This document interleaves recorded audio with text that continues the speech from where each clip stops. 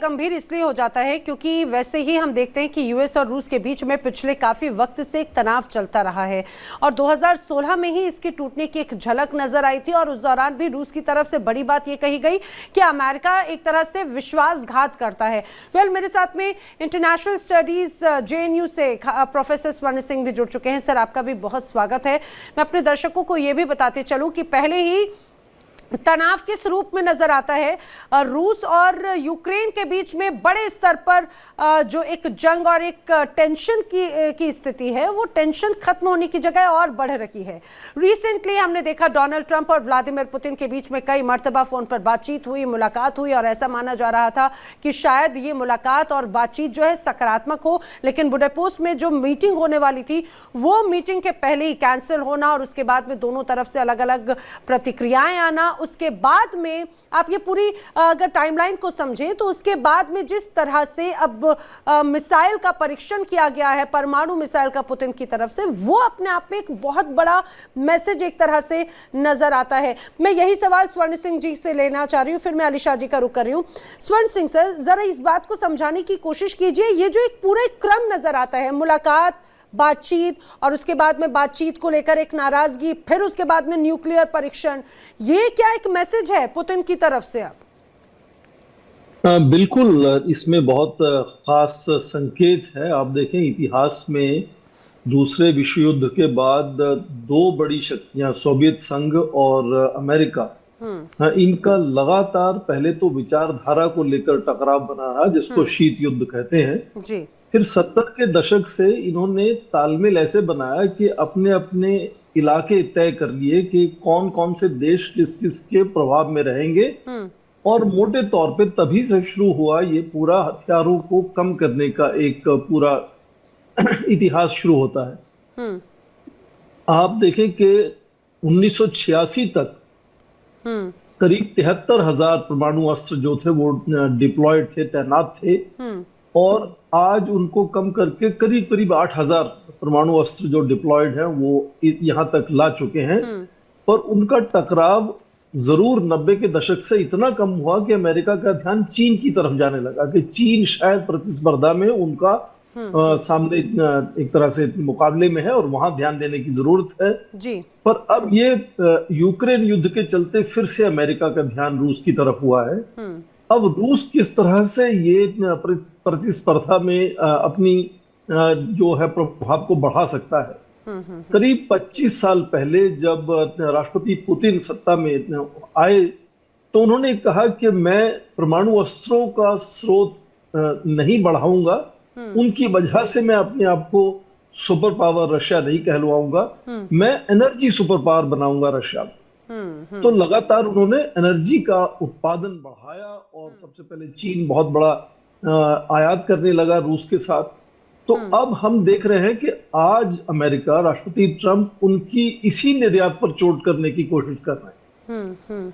तो जब उनका एनर्जी सुपर पावर पर एक तरह से लग रहा है कि लगातार नियंत्रण सा बनता जा रहा है और हो सकता है कि भारत की तरह दूसरे देश भी वहां से तेल का आयात कम करें या बंद भी कर दें जी। तो फिर से ध्यान जो है वो उनका परमाणु अस्त्रों और मिसाइलों की तरफ जाता है जी। और उसकी भी शुरुआत आप देखें साल 2000 में हुई, जब एंटी बैलिस्टिक मिसाइल ट्रीटी से अमेरिका के राष्ट्रपति जॉर्ज बुश जूनियर ने अपने आप को हटा दिया था।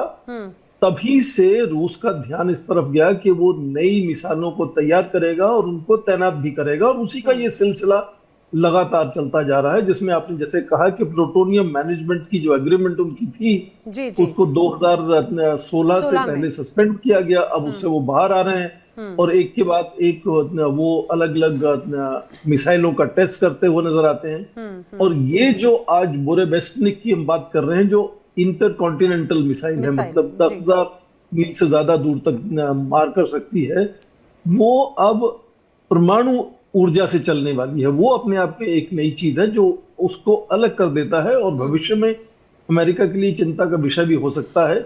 और मोटे यही है कि जब वो एनर्जी सुपर पावर नहीं बनने की अपनी देखते हैं कि इस तरह से संभावना है, तो वापस वो रूस को फिर वो परमाणु अस्त्रों का और मिसाइलों की तरफ से उस तरह का सुपर पावर बनाने की वो जो विकल्प उनके पास है उसको इस्तेमाल करने के करने की कोशिश कर रहे हैं राष्ट्रपति पुतिन। और सर मुझे लगता है कि ये ऐसे चर्चा में आपका मैं रिएक्शन लूं, लेकिन उसके पहले जल्दी से स्वर्ण जी एक बात खासतौर से भारत की भूमिका को लेकर बात कही जाती है।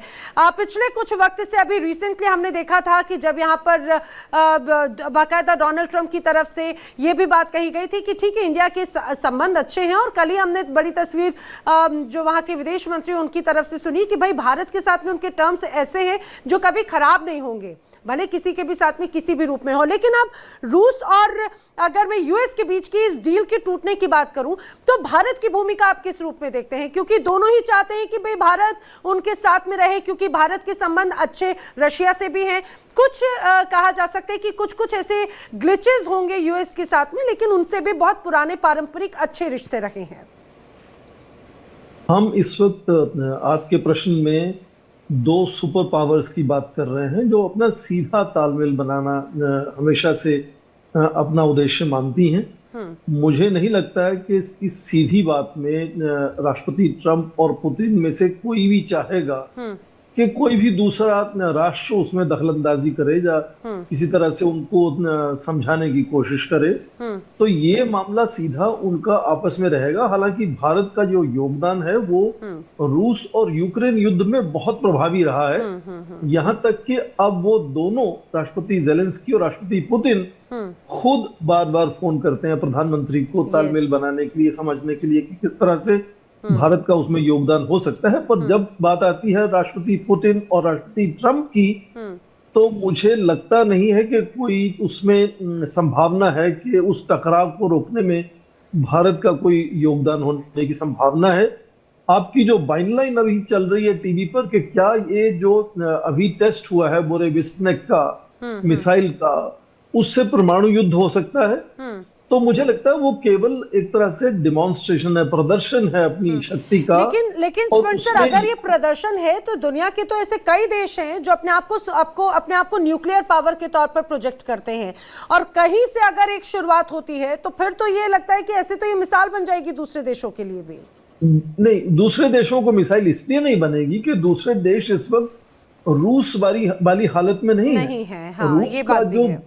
जो स्रोत है उसकी शक्ति का वो ऊर्जा है, और उसके परमाणु अस्त्र हैं और मिसाइलें हैं। जब उसकी ऊर्जा पर रोक लगती है तो वो अपने परमाणु अस्त्रों को, मिसाइलों को प्रदर्शित करेगा कि उसमें वो बहुत प्रभावी है, अति आधुनिक चीजें वो तैयार कर चुका है। और उसी में दो संधियां इंपॉर्टेंट हो जाती हैं, महत्वपूर्ण हो जाती हैं। एक तो जो जॉर्ज बुश जूनियर ने एंटी बैलिस्टिक मिसाइल से हटा लिया था अमेरिका को, उसके बाद लगातार एक के बाद एक मिसाइलों की तैयारी हुई।